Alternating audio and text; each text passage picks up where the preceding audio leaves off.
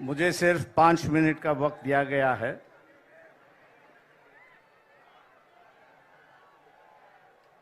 राहुल गांधी जी, कांग्रेस के अध्यक्ष खड़गे जी, प्रियंका गांधी जी, तेजस्वी यादव, फारूक अब्दुल्ला जी, मंच पर बैठे शिवसेना के उद्धव ठाकरे जी, शरद पवार जी, सभी नेतागण, दोस्तों और भाइयों, जहां तक मैं समझता हूं कि हम लोग को लड़ना चाहिए, साथ लड़े, अकेला लड़े, लेकिन लड़ना चाहिए। देश भर की परिस्थिति की बयान मैं कर रहा हूं। मैं इसलिए देश भर की बयान कर रहा हूं कि बंगाल में अलग सी परिस्थिति बन चुकी है। महाराष्ट्र में कोशिश की जा रही है कि हम सब जन इकट्ठा लड़े, लेकिन दो चीजें जो है वो सबसे बड़ी चीज है, मैं यहां पर मानता हूं। इलेक्टरल बॉन्ड आ चुका है और हर चैनल पर अमित शाह का बयान आ रहा है कि हमने जो है इलेक्शन के माध्यम से जो काला धन था उसको भगा दिया है।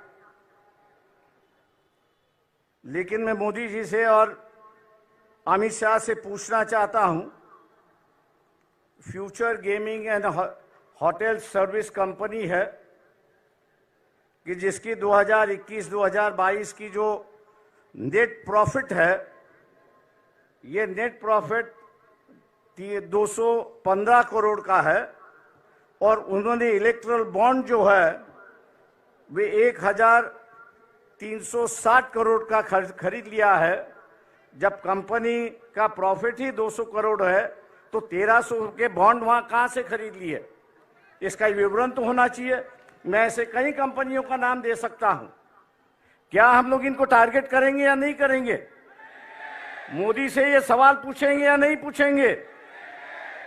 और हम लोग जरूर पूछना चाहेंगे कि आप कह रहे हो, अमित शाह से हम कह रहे हैं कि आप टीवी पर जवाब देते हो, तो इसका जवाब दीजिए कि इस कंपनी के पास 1300 करोड़ रुपए कहां से आए, इसका जवाब होना चाहिए। आप इन पर ईडी की इंक्वायरी करवा रहे थे, लेकिन ईडी की इंक्वायरी अब रुक चुकी है। ऐसी एक परिस्थिति है। मैं समझता हूं कि एक मामला है कि जिसको हमने उठाना चाहिए। दूसरा, प्रियंका गांधी जी से मेरी नम्र विनती है कि मोदी जी कहते हैं कि ये देश मेरा परिवार है।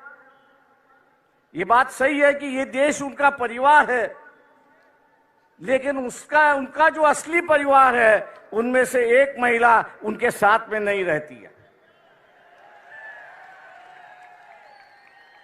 हो सकता है कि अगले साल के इलेक्शन में जो हो रहा है,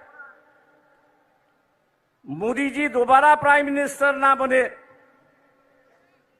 कांग्रेस पार्टी के अध्यक्ष से भी मेरी दरखास्त है कि हम लोग इस मुद्दे को उठाए और हिंदू समाज के अंदर फैमिली का जो रिश्ता होता है वो सबसे गहरा रिश्ता होता है। मोदी जी उस रिश्ते को निभाए,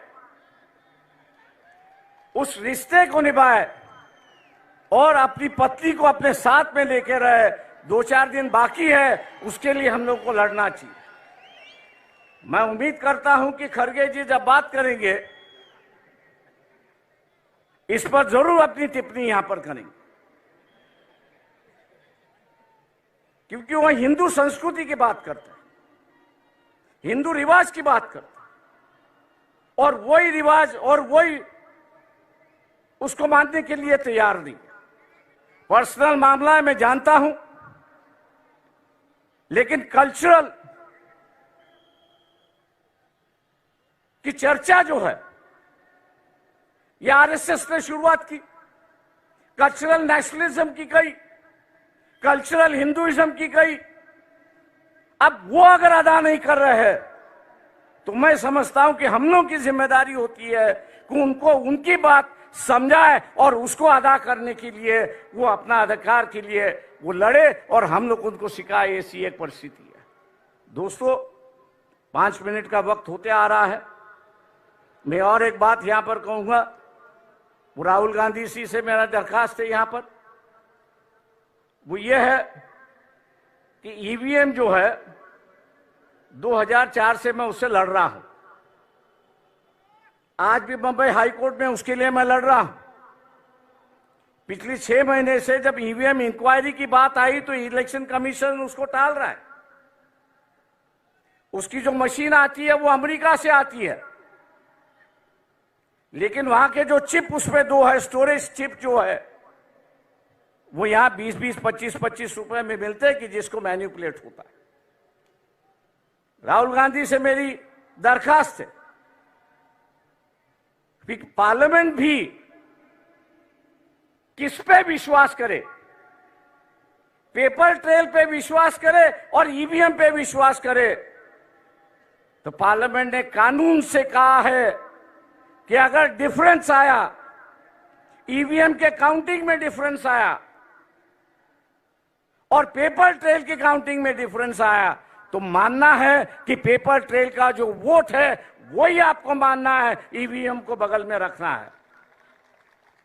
क्या हम लोग इस इलेक्शन के पहले, इलेक्शन शुरुआत होने के पहले इलेक्शन कमीशन को घेराव डाले, सब पार्टियां उनसे मिले कि अगर कोई कैंडिडेट अर्ज करता है, एप्लीकेशन करता है कि वेरीफाइड पेपर ट्रेल जो है वो काउंटिंग होना चाहिए, उसका एप्लीकेशन मंजूर होना चाहिए। क्या हम लोग इसके लिए लड़ने के लिए तैयार है? दिल्ली में हम लोग को यहां पे जाना होगा। मैं राहुल गांधी से विनती करता हूं कि वो अगर डेट ऐलान करेंगे तो शायद हम लोग उसमें शामिल होंगे, बड़ी संख्या में शामिल होंगे, ये मैं आशावाद यहां पर करता हूं। रही बात लोग साफ सुथरी कैरेक्टर के लोग चाहते हैं। ये जो फैमिलीवाद है, दूसरे चीजें जो है, लोग उससे ऊब गए हैं। हम लोग उससे बाहर निकले और मैं इस मंच से कहना चाहता हूं कि हम लोग अपना इस्तेमाल एटलीस्ट महाराष्ट्र के लिए परिवारवाद के लिए खर्च करने के लिए तैयार हैं। हम आपके साथ हैं।